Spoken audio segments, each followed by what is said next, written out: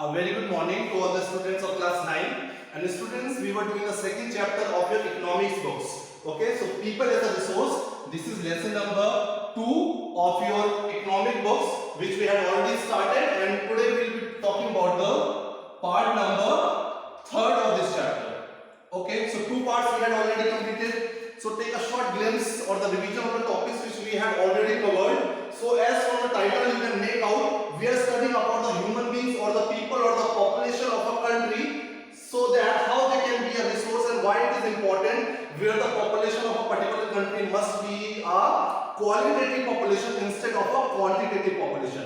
Although we may have a small population, but that population should be a quality population which can act as a resource and can give a contribution for the increase in the GDP of any country, or politically, socially and economically, anyhow it can show the contribution somehow. So we are in this chapter we are discussing regarding that how human beings can also be an important resource for any country around the world, because in the junior classes you have been studying only about the natural resources, importance of natural resources, why it is important to conserve the natural resources, relating to our environmental balance. You have been studying all these things, but under this topic when we study about economics, it is related to the economy of a country. But indirectly we have to understand that people can also be an important resource to increase the economy of any country. So we need to have a qualitative population. So this chapter is entirely based on the concept where we are trying to understand that how our population can become a quality population or can become a resource. Okay, so we are trying to understand that. So now let's discuss this. As I have told you, population becomes human capital when there is investment in the form of education, training and medical care. As I told that here we will, in this chapter we are trying to understand the concept that how can we create humans as a resource. Suppose we are taking the example of India.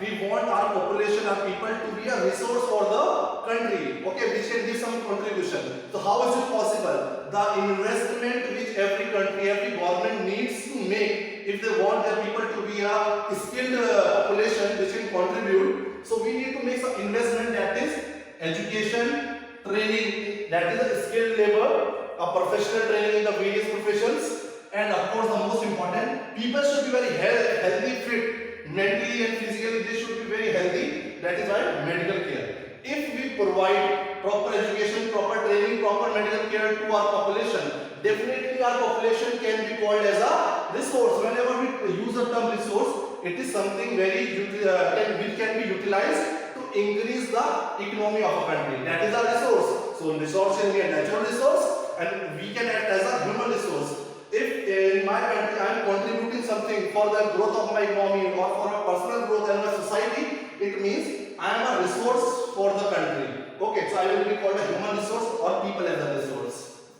So first one was here, when population becomes human, any population. Population is the number of people living in a particular geographical unit or a country. But this population will become human capital only when there will be an investment in the field of education, training and medical care. If you do not provide education, training and medical care to the population, they will just be a quantitative population. That is, they will just increase in number. They will not be a productive population. They will not be a skilled labor or a skilled professional. So these things are the important investments if you want to have the human as a capital. So I hope you would have understood it. And this same thing, education, training and medical facilities, we have explained you through the two stories which we have discussed. One boy was called Sakal and other was Vilas. These two were the boys living in the same village, but we have seen how the life of Sakal was different from Vilas, where Sakal's life changed because of the investment his mother and father made on the education. Sakal was educated, he completed the diploma in the computers, he became a software engineer. So his life was transformed because his investment was more on education, training and medical care. He was also fit. But on the other hand, if we talk about Vilas, he was not interested into education. He did not practice any professional course or any professional skilled labor. He did not have good health. He was also not fit. So we could see that how their life changed, how Sakal became a resource and how Vilas stayed with the same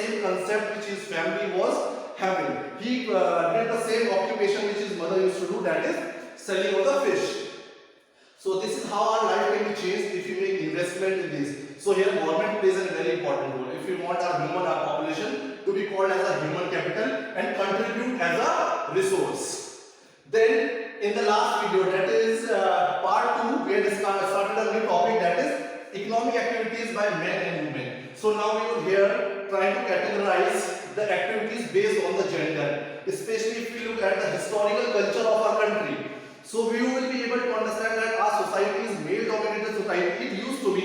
Exactly, there has been recent changes now in the thinking and the developments in the society. But previously there were clear activities, which were the activities were performed by the men and which were performed by the women. So mostly the domestic work on the home, within the home, was done by the women, and outside work for earning or for the livelihood was performed by the men. So we had discussed that what is the distribution of activities, but we also saw the recent changes in our society where women were also going out. They were also being trained professionally in the various sectors. So we saw that.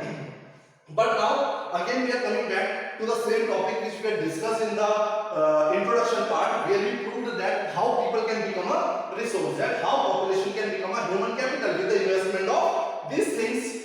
Although these things just do 3 things, but they has a various dimensions. If you study detailed education, training and medical care, they have a huge dimensions. That is why in this video we will continue with quality of population. How can we have quality of population when we have various understanding of education in the various dimensions which we had already started. So we in detail we had seen the data or the content from the reliable sources which are there in your NCERT book. We saw that how after independence education or the literacy rate has increased. Whether we talk about the girl literacy rates, or we talk about the literacy rate in the rural area as compared to the urban areas, or literacy rate we compared among the states. So all the divisions in the various dimensions we had seen that how the government is making various investment in the field of education. As you must have seen, government has Sarv Shiksha Abhiyan, midday meal, girl child, compulsory education. Okay, so these are some of the initiatives and the policies taken out by the government to improve the literacy rate, so that the more people can act as a human capital, or they can act as a people as a resource. So government is putting a lot of efforts, and of course the data and the numbers has changed. Literacy rate is increasing with the every passing year. So there is a complete box and the table given in your NCERT book. You must go through it, and you will be able to understand the recent changes, the recent growth which you can see in the field of literacy. So in detail we have seen. So today we will be talking about health. We will see various dimensions of health from the last 1950s up to 2015. The data has been given. We will see what are the recent changes, because this is also one of the most important field of investment if we want that our population should be healthy. In the sense of mentally and physically, they should be very healthy. So there should be proper medical care. So because that is one of the important characteristics for to become a human capital. So today we will discuss about health from your NCERT book. Okay, so I will continue that from NCERT book. Later I will discuss it again here. So today we are discussing the topic that is quality of population. In that, education as an important part we had discussed, and today we will be talking about another important investment, that is health. Health is very important when we talk of the quality of the population. So firm maximize profit. Do you think any firm would be induced to employ people who might not work efficiently as a health? So do you think there can be any firm who would employ people who are not physically and mentally healthy? So that is why it's written firm maximize profit, because every firm wants the maximum profit. If they are employing the people, they want maximum output from those employees. So a firm would not employ any person who is not working efficiently as a healthy worker because of his ill health. So if any person is having a ill health, he will not be getting a job. So the health of a person helps him to realize his potential and the ability to fight illness. So health is very important for any person, where he can realize what is his capabilities and ability to work.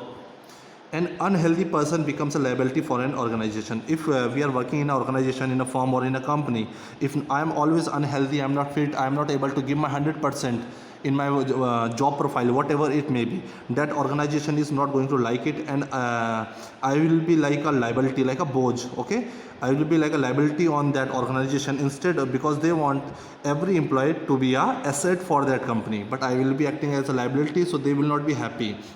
So health is an indispensable basis for realizing one's well-being. So health here is very important when we talk about the well-being.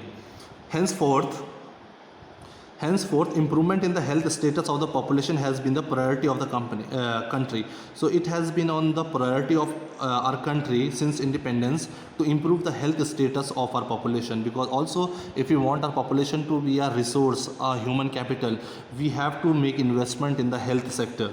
Our national policies, if we talk about the various plans and policies of our nation, it had always aimed at improving the accessibility of healthcare, family welfare, nutrition service. So these are the important points where our every national policy is trying to target better healthcare, better family welfare and nutrition service, with a special focus on underprivileged, especially the population which is underprivileged. People or the population over the last 5 decades. Decades means here 10 years, 5 decades means 50 years. From the last 50 years, India has built a vast health infrastructure. So we are completely focusing on the health infrastructure, where we are trying to provide all the important facilities relating to the health issues, so that we, especially for the downtrodden societies or the people or the backward classes, and has developed manpower. So we are trying to, with the help of the better health facilities, we are trying to develop manpower which is required for the primary. We have read the type of activities: primary activities, secondary and tertiary activities. So if in case we want a very good production from these activities, so that we can have a very good GDP and economic growth, we want a healthy population, and for a healthy population we need to have a very good infrastructure that is for health and care. This is the table given in your book. This table shows health infrastructure. So let's see what is how there has been an improvement in the health infrastructure over the years. So they are talking from 2010. If we talk about these SC, PSC and CH, it means sub-center. PSC here means primary health center, and C means community health center. These are the health centers as the rural areas or the backward areas where there are no bigger hospitals for treatment. So for the emergency, these are required for in all the rural areas and urban areas also. So in 2010 this was the number, in 2011, 12, 13 and 2014. See, continuously this number is increasing. Same if you talk about the dispensaries and hospitals in India, since 2010 the number has increased from 28,000 to 29,715. In the same way, beds in the hospital, there used to be this number, but now it has increased to this number. Again, if you talk about the registered doctors, allopathy doctors, the number has increased from 33,000 to this number. Okay, and this nursing personnel from this to this. So this is a table which is shown to you. There are many places in India which do not have even the basic facilities. Okay, many parts of the India which are very backward, they do not have the basic facilities. There are only 381 medical colleges. If we talk about India, there are only 381 medical colleges in our country, 301 dental colleges. Just 4 states like Andhra Pradesh, Karnataka, Maharashtra and Tamil Nadu have maximum. If we talk about the maximum number of colleges, these are the 4 states where we have maximum number of medical colleges: Andhra Pradesh, Karnataka, Maharashtra and Tamil Nadu.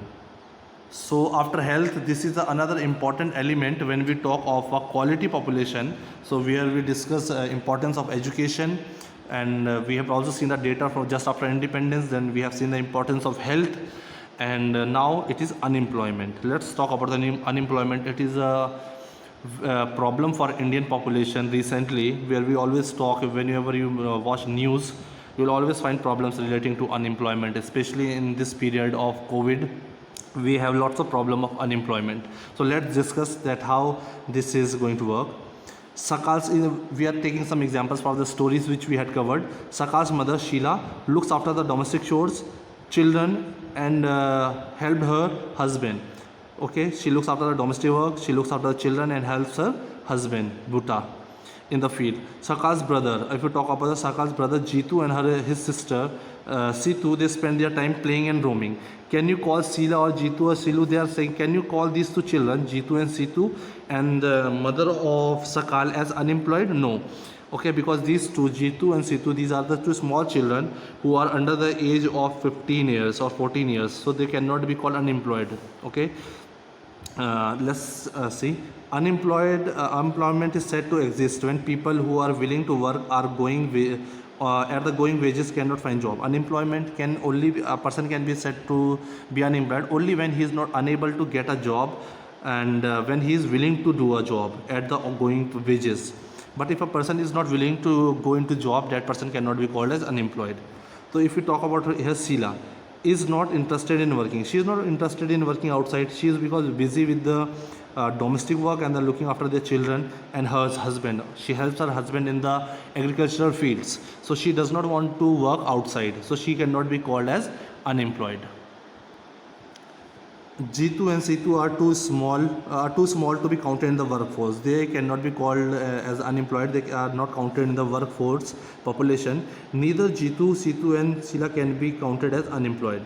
The workforce population include, if we talk about the workforce population in India, that is 15 years to 59 years. Sakal's brother and sister are not falling in this age group, so they cannot be called unemployed. Sakal's mother Sheila works for the family. She is not willing to work, and the other is she is not willing to work. Sakal's mother, so and she does not want to go outside her domestic domain for payment.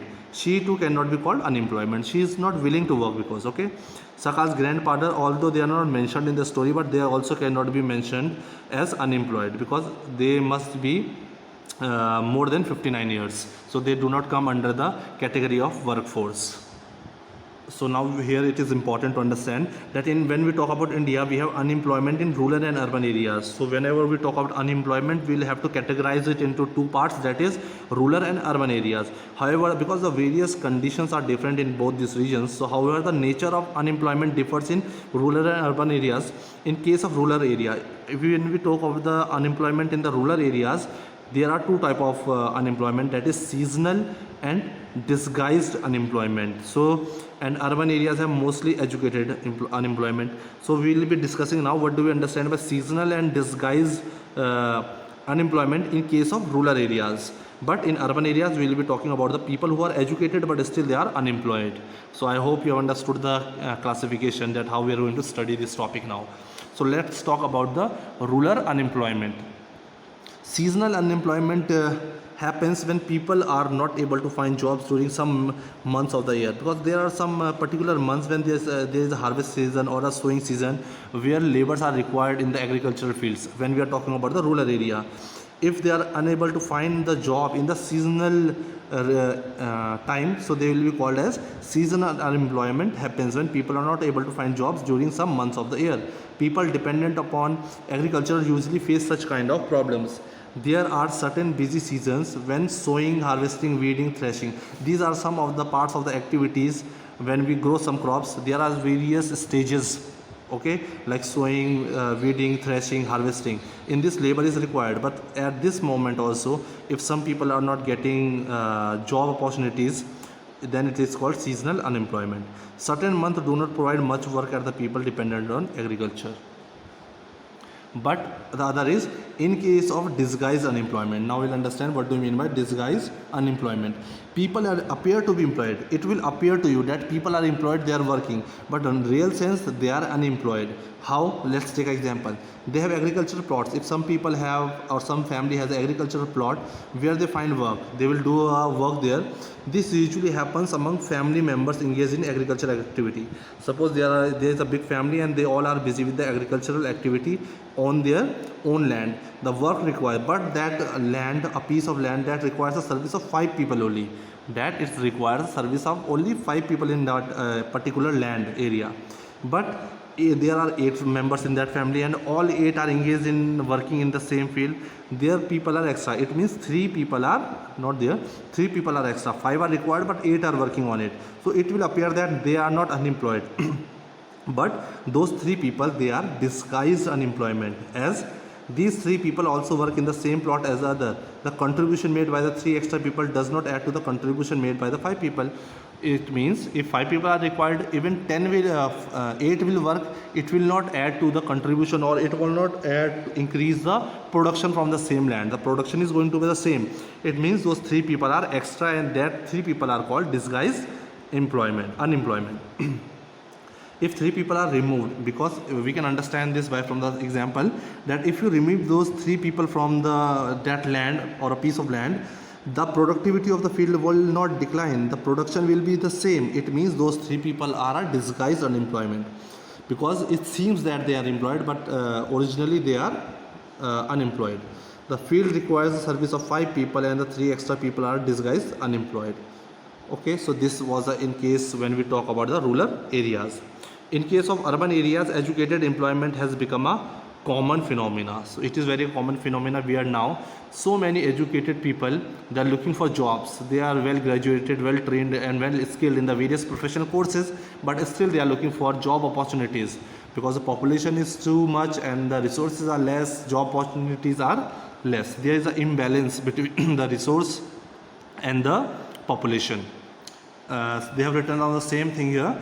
Many youth with matriculation, graduation, post-graduation degrees, they are not able to find a job. A study shows that unemployment of graduate and postgraduate has increased faster than among the matriculates. So now even the higher studies done by the graduates and postgraduates, it is increasing unemployment. The paradoxical manpower situation is witnessed as surplus of manpower in certain categories coexists with shortage of manpower in others. There is unemployment among technically qualified persons on one hand, while there is dearth of technical skilled labor for economic growth. So you can see how well trained and skilled labor are also looking for job. Unemployment leads to the wastage of, I am reading out whatever I have explained. Unemployment leads to the wastage of manpower resources. Okay, because when there is unemployed and this unemployed population which is from a urban area, they are well educated, they can contribute, but they are not getting the opportunities to work. It means we are wasting the manpower resource, a human which can act as a resource, which can contribute as a human capital, but they are not being given opportunities. So it is a waste of human power. People who are an asset for the economy, it means they can contribute to the economy of our country, but on the other hand, instead of being a asset, they have become a liability on the economy because they are dependent on the other family members. They are not having the jobs. There is a feeling of hopelessness and despair among the youth. Now they are hopeless. They find these problems, they see this problem of unemployment a major problem of the today's world. So they are very hopeless about it now, especially the youth. People do not have enough money to support their family. They do not have even the money to support their family. Inability to educate people who are willing to work to find again employment implies a great social waste. Unemployment tends to increase economic overload. It now, and because of such a big population which is unemployed, so there is a lot of pressure on the economy of our country because most of the unemployed people are dependent on the working population. Suppose there is 5 people in the house and 2 are unemployed. Those 2 are sitting at home. It means they are dependent on the person who is working somewhere. So there will be always a pressure on that particular person. The quality of life of an individual as well as of the society is adversely affected. When a family has to live on a bare subsistence level, there is a general decline. So now the quality of life will decline because there are only one person working in a family and others are dependent on him. They are unemployed. They are trying to find jobs. In this way, there will be a shortage of economy. So they will have a life where they will just have a subsistence level. It means they will just manage to live somehow. So in this, they will have a poor or a decline in their health status, rising withdrawal from the school. Many people will withdraw the students from the school because of the shortage of the economy. Hence, we can see now that how unemployment will lead to a huge problem. Hence, unemployment has detrimental impact on the overall growth. So if we talk about the overall growth, unemployment has a negative impact on the growth of the economy. Increase in unemployment is an indicator of the depressed economy. It also wastes the resource which could have been gainfully employed. If people cannot be used as a resource, they naturally appear liability to the economy. So again and again the same things have been repeated. Okay. So in case of India, mostly, although I am just connecting the topic to India, but here they have shown that in case of India, statistically the unemployment rate is low. Okay. A large number of people represent with low income and productivity are counted as employed. Okay, if you talk about the ratio, in statistics, if you will see the sources of unemployment, you will find the rate is low. because in India we include people who are having a very low income and very low productivity. We count them as employed, although they are having lots of problem to survive, to live a better life, but still we count them as employed. They appear to work throughout the year, but in terms of their potential and income, it is not adequate for them. They are working, but the output which they are giving, that is not enough and adequate for them and for their families. Seems forced upon them. They may therefore want their work of the choice. Poor people cannot afford to sit idle, because they cannot sit idle. Anyhow, they have to do some work. They tend to engage in any activity irrespective of their earning potential. Maybe they have a ability or a capacity or potential to earn more, but since there are less opportunities and they cannot sit idle at home, because they have to earn the livelihood anyhow, because their family is at home, so they do any work. Their earning keeps on them bare subsistence level. That is why they just remain at the subsistence level. Okay, so we have seen all the important characteristics of when we talk about the quality population, that is education, health and unemployment. These are the problems also. Okay, so with this we come to the end of this chapter. From the next lecture we will start the new chapter. Thank you so much.